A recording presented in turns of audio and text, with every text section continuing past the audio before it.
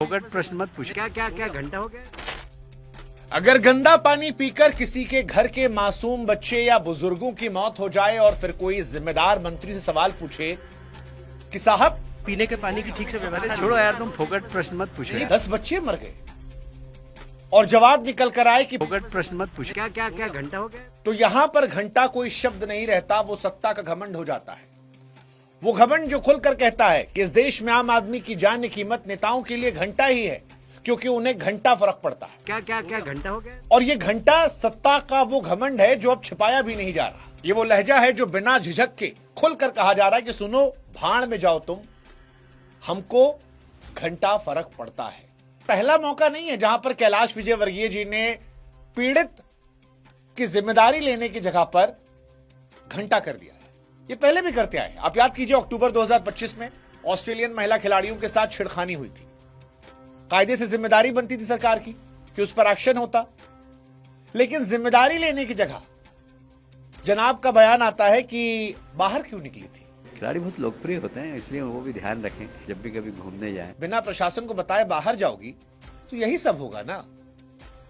और आदमी सकपका गया कि भाई साहब ये क्या मानसिकता है। मतलब ये तो वही वाला मीम हो गया कि कातिल तो कत्ल करेगा ही तुम्हारा, तुम्हारी जिम्मेदारी अपनी बॉडी ख्याल रखो।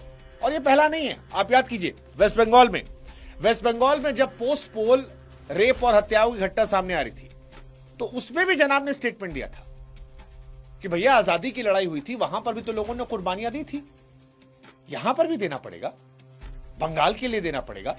ऐसा लगता है कि बेशर्मी का एक पैटर्न है जहां पर हर बार पीड़ित की ताकत बनने के बजाय उसका उपहास उड़ाया जाता है, उसके जख्मों को और खुरेदा जाता है। और इस बार भी यही हुआ।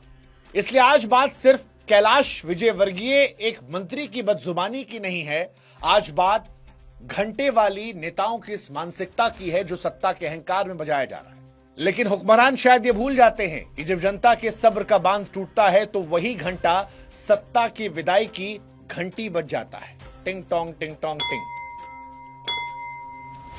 और आज हम आपके साथ मिलकर जनता की ताकत की घंटी बजाने वाले हैं। जरूरी है भाई साहब, जरूरी इसलिए है क्योंकि चुनाव के समय जो नेता पांव छूने के लिए झुकते हैं, गली कूचा दीदी बहनी भैया सबका पैर छूते हैं, वो चुनाव के बाद उसी जनता को घंटा कहकर औकात दिखाते हैं। और ये बदलाव जानते क्यों आता है?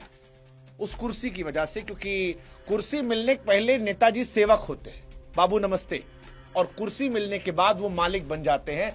अफीम जैसा नशा होता है उस कुर्सी में जो एक्चुअली एहसास कराता है कि जनता से घंटा फर्क पड़ता है।